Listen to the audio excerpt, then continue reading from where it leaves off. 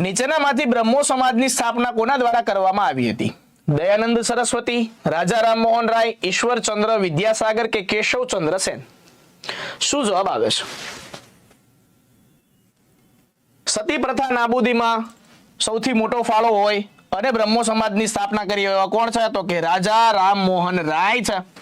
એ આપણો right answer આવે છે કે જેના દ્વારા છે સતી પ્રથા નાબૂદીમાં ખૂબ મોટો ફાળો આપ્યો છે અને બ્રહ્મો સમાજની છે એ સ્થાપના કરી હતી.